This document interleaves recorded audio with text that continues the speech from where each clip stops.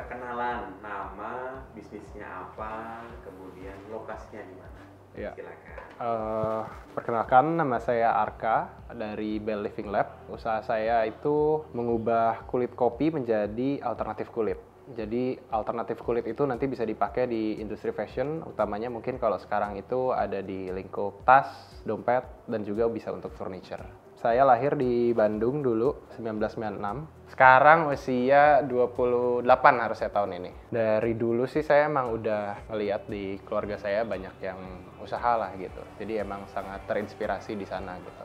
Kebetulan dulu sebenarnya mencari ya mau jadi apa gitu, SMP, SMA mungkin ya. Permasalahan pertama yang bikin pusing tuh emang kayak ditanya mau masuk jurusan apa gitu kan. Sebenarnya dulu waktu mau masuk belum terlalu kebayang gitu ya mau kemana gitu. Dan ujungnya karena memang saya dari dulu senang sama lingkungan gitu ya, dari kecil emang kerjaannya nonton-nonton National Geographic yang gitu-gitulah.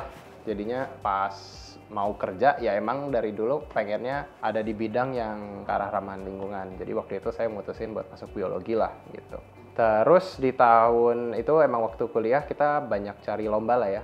Si yang usaha sekarang ini sebenarnya diajuin di tahun 2017 untuk kayak ada namanya lomba PKM, program kreativitas mahasiswa waktu itu dulu. Terus waktu ikut di sana, sebenarnya tujuan pertama dari materialnya pengen buat kertas dulu. Terus ternyata karena materialnya tebel, kayaknya bagus nih buat kulit gitu. Dan habis itu kita coba lanjut. Dan ternyata setelah kita lihat juga kebutuhan kulit itu tinggi lah gitu ternyata. Dan kita lihat juga itu ternyata nge-solve problem ketika orang-orang sekarang ini kan buat fashion mereka butuh leather lah gitu ya. Dan dilihat ternyata banyaknya kita sekarang pakai kimia berbahaya gitu, banyak plastik gitu. Jadi dari situ kita terusin lah. Jadi waktu itu emang di PKM kita coba bikin namanya material bacterial cellulose kalau sekarang mungkin gambarnya. Jadi itu kayak ada lembaran kayu gitu ya. Cuman dia karena bentuknya tipis banget, jadinya bisa kita pakai untuk kulit. Bahannya itu bisa dari macam-macam limbah agrikultur. Jadi kita coba uji lah banyak limbah buah-buahan. Terus ternyata yang paling bagus itu hasilnya di kulit kopi. Jadi kita pakailah kulit kopi ini sebagai bahan utama untuk kita bikin bacterial cellulose tadi gitu. Nah, si bacterial cellulose itu karena memang tekstur dan juga kekuatannya mirip kulit, jadinya sama kita dilanjutin dan dipakai buat pengganti kulit lah. Kita kasih nama MTEX. Korenya di situ ya bisnismu ya, mau ubah itu kan. Itu kok bisa di situ gimana itu caranya, Mas? Jadi kebetulan dulu kan pernah belajar juga tentang fermentasi gitu ya Mas. Ternyata ada salah satu bakteri yang kalau kita pakai gitu dia ngehasilin lembaran gel gitu. Lembaran gel itu bisa kita proses lagi dan ujungnya itu bisa jadi alternatif kulit. Dulu emang nggak terlalu mikirin buat bisnis gitu. Kita dulu emang buat riset lah gitu. Jadi waktu itu kita bikin paper yang pertama di situ, terus kita publish di situ. Tapi karena kita lihat potensialnya gede, ya kita lanjutin lah jadi bisnis waktu itu. Kita kan ngelihat dari data ya, permintaan leather itu tiap tahunnya meningkat 6% gitu. Cuman kemampuan kita produksi naiknya 3%. Jadi emang dibutuhin alternatif di situ. Bahkan yang versi pertama kita buat pun sebenarnya masih belum terlalu bagus gitu. Tapi ternyata itu udah cukup diminati nih sama teman-teman saya yang di bidang kreatif gitu. Jadi saya lihat, oh ini ada potensial lah gitu buat kita coba lanjutin gitu. Dan kebetulan karena memang masuknya ke arah lingkungan dan sustainability gitu. Jadinya saya lanjutin lah sampai sekarang. Yang skala industri atau skala usaha itu pernah buat bikin apa dari MTEK kita? Apa ya, paling terakhir itu kita sekarang memang banyaknya ke arah interior design sih Mas. Jadi kita banyaknya bikin kursi-kursi, nanti kita pasarin ke kayak misalnya mereka punya cafe atau mereka punya toko gitu. Jadi kita sekarang banyaknya emang di interior design sama buat produk-produk fashion tadi.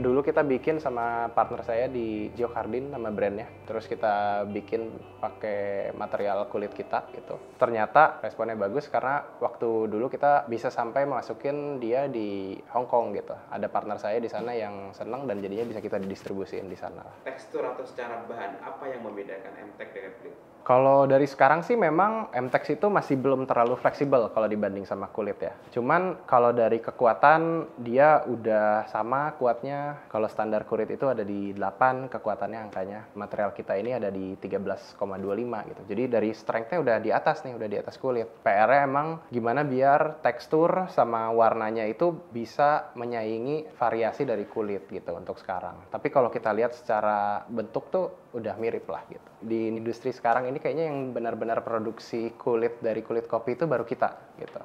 Jadi kalau buat saya sih itu sebuah pencapaian lah ya. Buat saya pertama itu. Kedua buat saya pencapaiannya ya saya sekarang di Bell Living Lab bisa menyerap 1,5 tot lah per bulan untuk limbah-limbah dari mulai ampas kopi sampai kulit kopi untuk kita proses jadi MTEX gitu. Buat kita sih disitulah yang aku rasa sebuah pencapaian. Itu sudah diproduksi massal itu MTEX itu ya?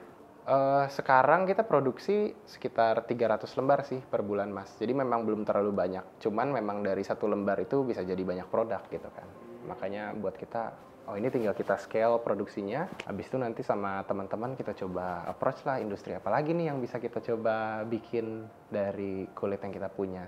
Didaftarkan apa? Hak paten juga ya? Oh ya, kita daftarkannya waktu itu di tahun lalu ya. Jadi kan memang waktu itu kalau untuk paten memang perlu ada kebaruan ya. Jadi karena waktu itu mungkin belum ada kebaruan, jadi memang belum saya daftarkan langsung gitu. Tapi setelah itu kita coba riset lagi gitu ya. Apa sih yang benar-benar bikin tab kita ini berbeda dengan yang lainnya. Dan karena memang udah kita temukan kebaruannya, ya kita daftarkan lah gitu untuk sekarang. Pertama di Indonesia, terus kemudian kita masukin ke PCT namanya. Patent Corporation Treaty buat internasional. Sekarang lagi di tahap verifikasi. Jadi maksudnya kalau paten itu kan ketika submitted itu berarti udah mulai terproteksi gitu. Jadi udah dalam masa perlindungan untuk sekarang. Pembaharuan apa yang ditawarkan dari MTEX itu? Di luar itu ada, cuman mereka tidak membuat stepnya itu lebih efisien mungkin ya. Dari cost, variasi materi yang dipakai gitu. Jadi ada lumayan banyak yang kita coba optimasi lah di situ dengan step yang kita punya. Mas, harga MTEX ini dibanding itu jauh lebih murah ya? Enggak, kalau sekarang itu materialnya sama dengan beberapa kulit. Jadi kalau buat sekarang per lembarnya itu kita ada di 500.000 biasanya. Cuman kalau buat partner kita yang memang beri banyak di ukuran 1x1-nya bisa sampai 350 gitu. Nah itu sebenarnya kalau disamain sama kayak kulit kambing atau kulit sapi itu kompetitif lah di sana. Cuman kalau problem kita sekarang kan yang opsi utama orang itu ada di kulit sintetis gitu. Tapi kalau kulit sintetis kan jauh lebih murah ya. Nah itu sih yang kita harus ngejar gimana caranya biar material kita ini harganya bisa jauh lebih murah.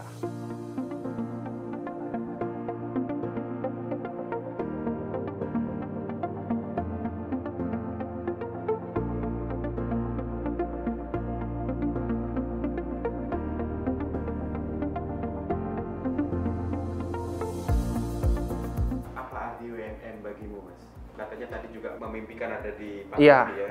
Jadi saya dari dulu kan emang seneng cari kompetisi lah gitu ya. Emang dari dulu udah sering dengar tentang WMM gitu. Dulu tahun 2017 tuh kayaknya salah satu senior saya tuh yang ada juga. Jadi emang dari dulu kita pengen ikut gitu. Pengen ikut banget WMM. Tahun 2020 waktu pertama kali kita jadiin PT karena waktu itu kalau nggak salah ada syaratnya PT gitu kan ya. Jadi kita waktu itu bikin PT.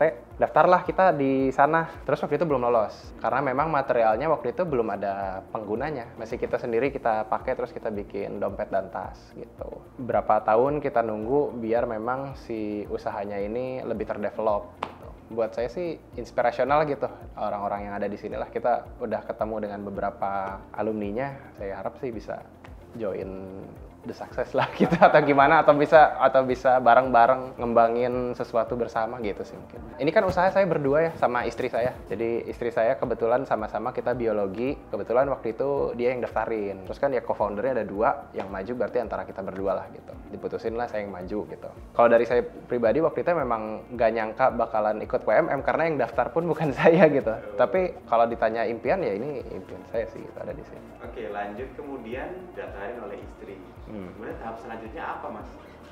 Tahap selanjutnya waktu itu ada ngirim pitch ya kalau nggak salah. Kayaknya kalau dulu tuh waktu saya 2020 kan ada seleksi regional ya kalau nggak salah dulu. Nah kalau sekarang nggak ada tuh seleksi regional, jadi langsung diumumin top 20 gitu. Nah habis itu dikasih tahu lah kalau bakalan ada inkubasi yang di start dari tanggal 14 sampai tanggal sekarang. Habis itu ya kita ngikutin inkubasinya aja sih setelah itu. Challenging. Ada apa aja di inkubasi di BMM itu? Banyak sih, jadi kalau aku lihat fokusnya emang memperkenalkan kita sama praktisi gitu ya, sama juga dari orang-orang yang emang udah berpengalaman di bidangnya. Kita datang tuh pertama kita langsung disambut dengan baik lah ya, langsung ada welcoming dinner di situ. Kita kenalan sama para anggota-anggota yang lain. Habis itu tanggal 15 sampai tanggal 17 itu ada coaching di situ, mentoring. Di hari pertama ada dari alumninya WMM ya, ada Mas Yasa Singgih. Habis itu ada Mas Tio sama Mas Oki. Jadi emang ketemu sama praktisi dan emang para yang berpengalaman di sana. Terus dilanjut sama Expo dan akhirnya sekarang sih ada finalnya. Ada Jordi Onsu juga ya? Ada Jordi Onsu, ya maaf. Kelupaan. Nah itu di hari kedua tuh. Hari kedua ada Jordi Onsu? Iya, iya. Hari ketiga, sorry. Hari ketiga. Dari materi itu apa yang menurutmu memorable di kamu? Dari yang aku lihat sih ini sih ya, jadi kan ketika kita ngejalanin bisnis lama kadang kayak lupa spiritnya, kadang suka turun lah ya gitu karena kita udah lama ngeliatnya jadi ke angka gitu kan ya. Di sana teringat lagi lah gitu ya kalau founder spirit tuh penting banget gitu sih. Jadi ngedengar cerita-cerita mereka, wah ini ada yang harus gue perbaiki nih dari gue ngejalanin bisnis gitu. Jadi waktu itu sebenarnya nggak kepikiran bakal menang karena gue ngerasa oh gue kurang di sini gitu. Gue kurang di sini, gue bakalan pulang, gue bakalan ngebenerin usaha gue bakalan ngebenerin niat gue gitu. Ya kaget aja sih ternyata bisa.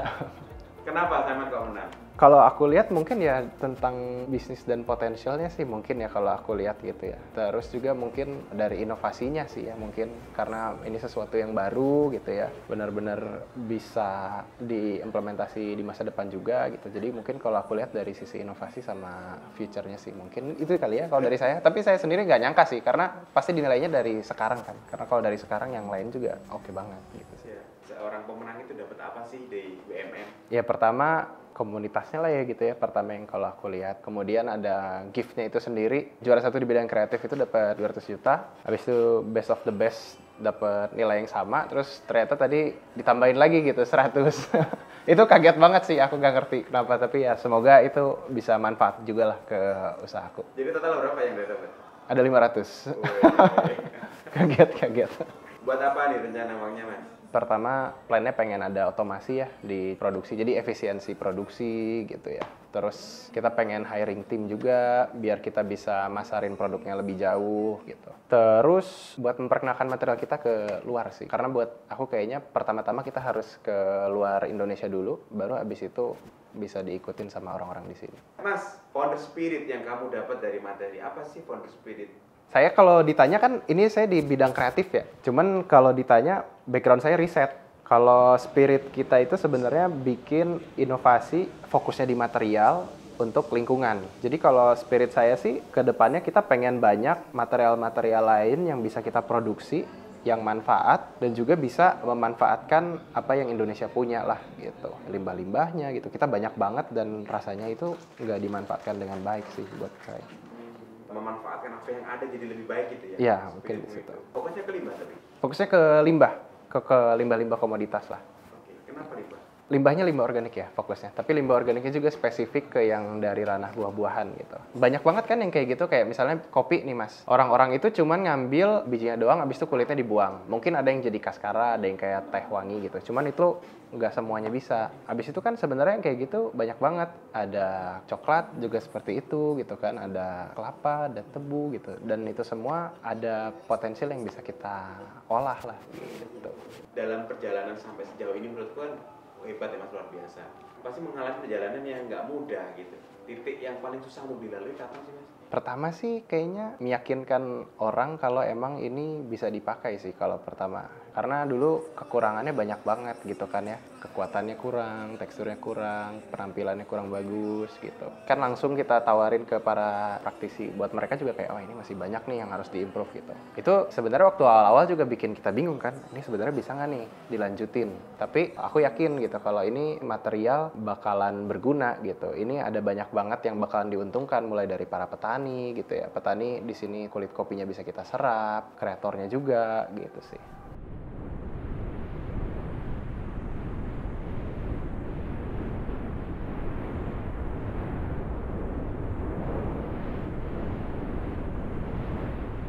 Kalau dalam life mas, apa yang paling susah untuk dilalui? Mungkin tahun lalu kali ya. Waktu itu juga sebenarnya saya lagi ikut acara gitu ya. Di tengah-tengah acara saya dikabarin kalau nenek saya kankernya balik lagi gitu.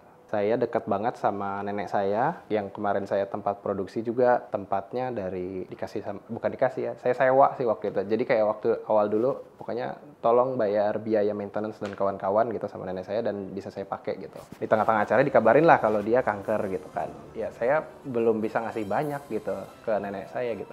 Udah mah dari kerjanya juga mungkin belum terlalu banyak menguntungkan gitu kan ya waktu tahun lalu gitu. Terus limited gitu, saya benar-benar banyak dibantu juga dari nenek saya gitu. Saya juga waktu itu mau nikah di bulan Mei. Waktu itu sebenarnya masih mau akhir-akhir tahun gitu. Cuman saya percepat bulan Mei biar nenek saya bisa ikut gitu. Taunya ya tetap gak sempat gitu. Jadi waktu setelah itu ya saya kayak, gila, gue harusnya lebih cepat lagi gitu geraknya gitu. Biar emang bisa segera secepat mungkin balikin budi lah gitu ke orang-orang yang ngebantu saya di sini. Pesan yang ingin kamu sampaikan kepada orang-orang terkait WMM? Ya, ada WMM pasti bisa ngebantu kita semua lah buat improve gitu. Jadi semoga acara ini bisa terus nginspirasi orang-orang buat terus mengembangkan usahanya. Buat teman-teman yang lagi ngerintis dan lagi mulai usahanya, percaya aja kalau pasti di sekitar kita produknya bakalan ada yang mengapresiasi gitu. Asal kitanya juga mau terus mengimprove produk yang kita punya. Saya Arka dari Bell Living Lab. Terima kasih. Sama-sama.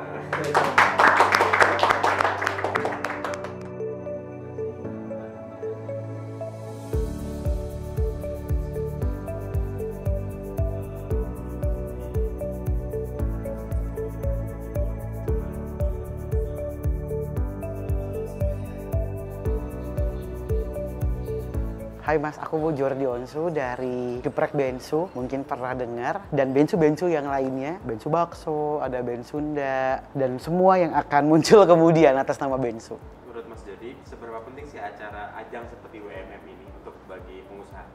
Penting sekali, bukan cuma buat kita yang millennials, tapi Gen Z. Kita lihat sekarang ini mereka dengan mudah bisa mengakses bukan cuma social media, tapi kayak yang kita tahu, social commerce sudah menjadi e-commerce, menjadi satu sekarang. Di mana orang-orang di Indonesia itu secara tidak langsung diajarkan untuk menjadi konsumtif. Kalau ini dibiarkan terus-menerus, maka generasi selanjutnya akan terbiasa menjadi generasi yang gemar jajan tanpa menjadi produktif. Mereka cuma bergantung sama sesuatu yang barangnya murah, tapi asalnya dari luar negeri. Penting banget acara kayak WMM untuk menciptakan lapangan pekerjaan baru, entrepreneur baru, dan juga kreatif-kreatif baru di kemudian hari. Apa yang membuat WMM ini spesial, Mas? Mungkin dibandingkan dengan ajang yang lain gitu. Banyak acara yang mengundang aku juga dan juga yang sering diselenggarakan untuk memberikan pelatihan. Tapi di WMM ini kayaknya yang paling lengkap mulai dari pelatihan, kemudian penilaian, sampai dengan nanti pendanaan ya. Dimana ada banyak sekali mungkin industri kreatif yang mereka mau ngelakuinnya, tapi mereka nggak punya modalnya.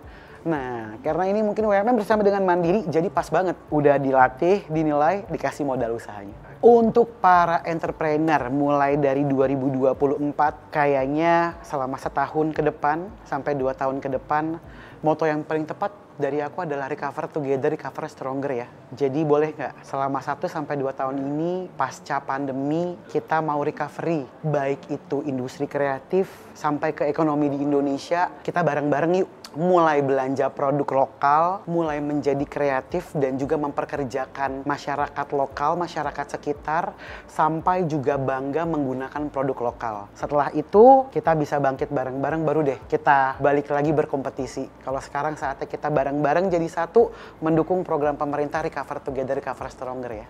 2024 harus lebih semangat karena kalau kita sadar banyak sekali penduduk Indonesia, hampir lebih dari 270 juta. Dan ketika aku ngambil kuliah di Harvard, teman-teman aku pada bilang, Jor, don't you ever go to another country sebelum lu menjuarai di Indonesia. Karena penduduk lo itu banyak banget. Dengan menguasai 1% saja transaksi di Indonesia, itu kita udah dapat 2,7 juta transaksi. Dan di Indonesia kesempatan kesempatannya sangat besar. Negara lain juga banyak banget yang berebut masuk ke Indonesia dengan resources yang ada, sumber daya alam yang ada juga. Banyak peluang di tahun 2024 yang harus kita gali. Semoga di Indonesia ke depannya entrepreneur semakin banyak, entrepreneur juga dipermudah, dan entrepreneur juga semakin maju nantinya.